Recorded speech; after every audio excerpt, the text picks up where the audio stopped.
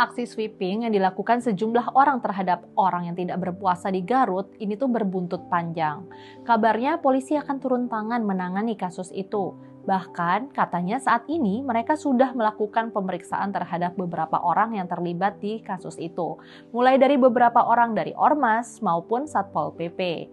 Kasusnya sedang kami proses, ujar Kepala Satuan Reserse dan Kriminal Polres Garut Ajun Komisaris Joko Prihatin Ahad 9 Maret 2025. Sebelumnya beredar nih video sekelompok umat Islam melakukan sweeping terhadap orang-orang yang tidak berpuasa. Mereka tuh mendatangi warung yang buka pada siang hari. Masa menginterogasi pengunjung yang kedapatan tengah santai ngopi dan merokok di warung. Punya siapa ini? Ini kopi punya siapa? Muslim bukan? Kenapa nggak puasa? Tanya seorang massa kepada pembeli.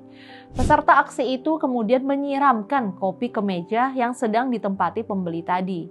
Di sudut lain, pria berambut panjang menggebrak meja pembeli sambil mencak-mencak. Kalian tidak menghargai, ucap pria itu sambil membanting asbak. Sempat terjadi ketegangan antara massa dengan seorang pembeli setelah salah seorang massa yang lain melempar gelas. Tidak jelas apa yang terjadi, tapi di akhir video sang pembeli memperlihatkan gestur memegang wajah seperti kesakitan. Wakil Bupati Garut, Lutfianisa Putri Karlina, marah dengan aksi sweeping itu. Ia menilai tindakan sweeping itu sebagai aksi anarkis yang dapat merusak citra Kabupaten Garut. Ini tugas kami, adanya kekerasan ujungnya membuat citra Kabupaten Garut menjadi buruk, ujar Putri.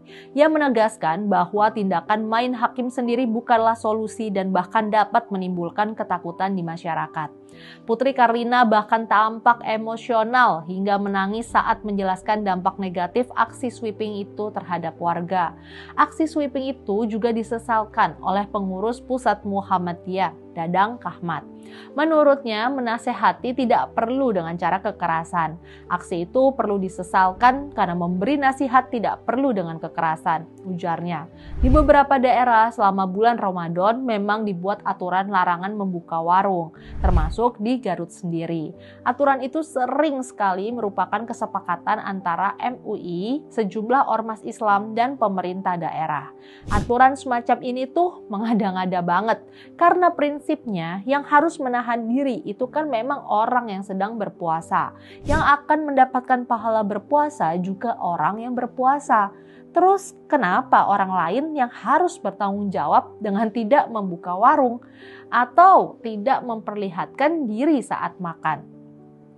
Penutupan warung juga berdampak ekonomi bagi pemiliknya, karena larangan semacam itu juga tidak dibarengi kompensasi buat para pemilik warung. Padahal bisa saja warung itu sebenarnya menjadi sumber penghidupan bagi dirinya dan keluarganya. Ironisnya, yang sering menjadi sasaran sweepingnya adalah warung-warung yang dimiliki orang-orang kecil. Peraturan semacam itu juga sering mendorong orang-orang dari kelompok pemahaman agama tertentu berbuat seenaknya. Dengan mengatasnamakan penegakan aturan, mereka seakan sah melakukan aksi kekerasan.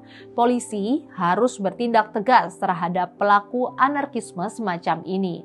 Hukum atau penjarakan mereka. Di lain pihak, pemerintah pusat juga harus tegas melarang Pemda menerbitkan aturan larangan menutup warung selama Ramadan.